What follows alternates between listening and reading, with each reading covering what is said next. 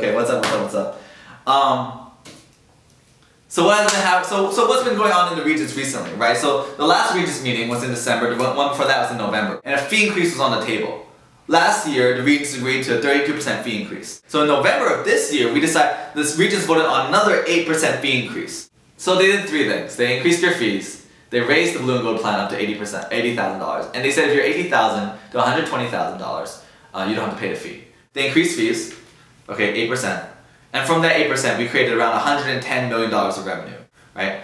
Second thing they did was said, okay, well, anyone under $80,000 and below, family incomes of $80,000 and below, don't have to pay any fee increase. Don't have to pay any fees, right? So your tuition is free. Now, the third point, $80,000 to $120,000, really only covers like 4% of the student body.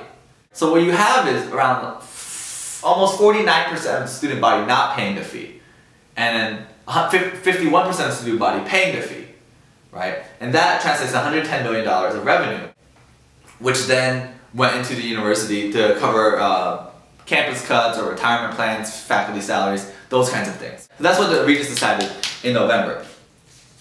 Cool. So where did that 8% fee increase go, right? So one of the things that 8% fee increase went into was the retirement plans for faculty and staff. So what is a retirement plan for faculty and staff? What does that mean, right? So I'm 22, so I can't tell you. I don't even know what retirement looks like.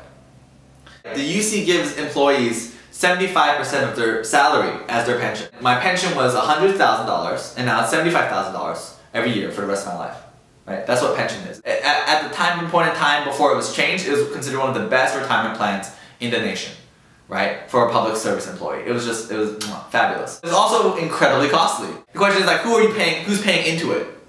So I'm doling out $75,000 every year to these people who have spent long years at the UC, who deserve this kind of retirement. They deserve this kind of retirement. Because they weren't paid that much when they worked for the UC, to be real. The UC never paid into a retirement program. We never put in money into the retirement program, even though we used the retirement program to pay out. And the reason was because we had invested the retirement program in stocks and bonds and investments and all those, fancy schmancy financial thingy-majiggies.